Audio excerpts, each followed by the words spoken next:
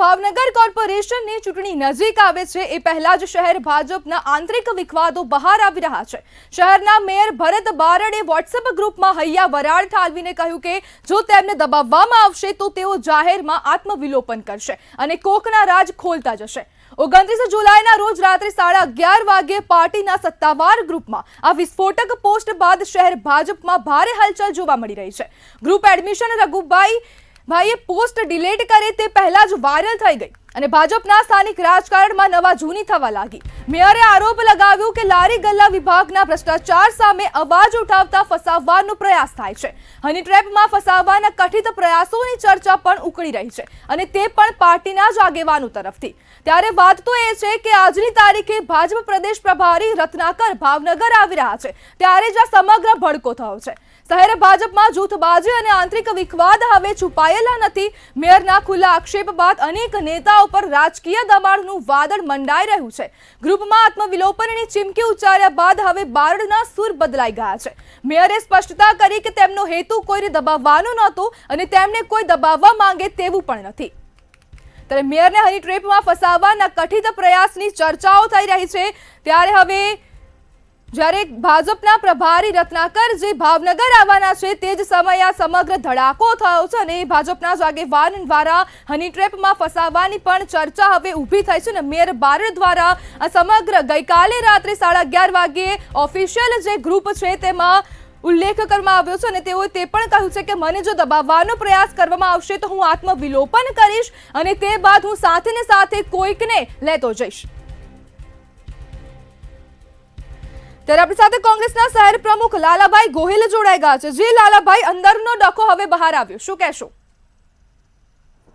Hello જી લાલાભાઈ, હવે અંદરનો ડખો બહાર આવ્યો છે, શું કહેશો? સ્પષ્ટ આવતો નથી લાલાભાઈ, અંદરનો ડખો હવે બહાર આવ્યો છે, શું કહેશો? ખાસ કરીને વાત કરીએ તો ભાવનગરનું પ્રથમ નાગરિકનું જેને સંવૈધાનિક પદ મળેલું છે તેવા મેયર પોતાની જાતને જો અસુરક્ષિત સમજતા હોય, આ ભાજપની જે સંગઠનના પદાધિકારીઓની અંદરોઅંદરની ખેંચતાણ એ જો મેયરને આટલી બધી ભારે પડતી હોય તો સામાન્ય પ્રજાની શું પરિસ્થિતિ છે આપ સૌ સમજી શકો છો। જી લાલાભાઈ, શા માટે મેયરે હવે પોતાના શબ્દો પાછા લીધા?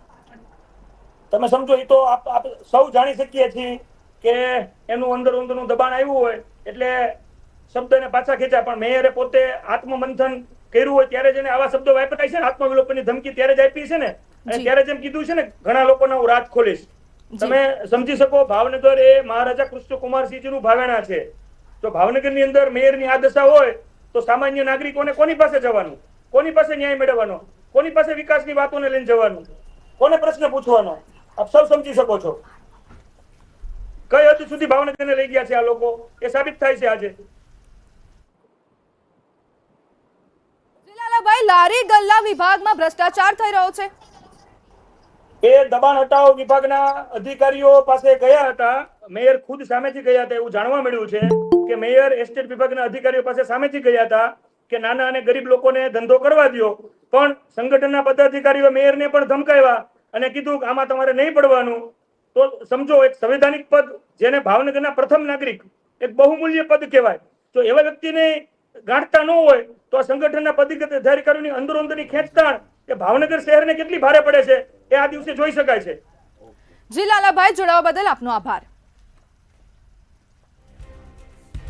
ત્યારે મેયર ભરત બારડે આત્મવિલોપનની ચીમકી ઉચ્ચારી છે ને તે બાદ હવે ભાવનગરનું સ્થાનિક રાજકારણ ગરમાયું છે ને જ્યારે આજે જે ભાજપના જે પ્રભારી છે રત્નાકરજી તે ભાવનગર આવવાના હતા અને તે બાદ જ આજે આ સમગ્ર ધડાકો થયો છે અને પ્રભારી રત્નાકરજી આગમન પહેલા જ આ ભાજપમાં ધડાકો થયો છે અને મેયર બારડ દ્વારા ગઈકાલે સમગ્ર જે ગ્રુપ છે તેમાં ઉલ્લેખ કરાયો હતો।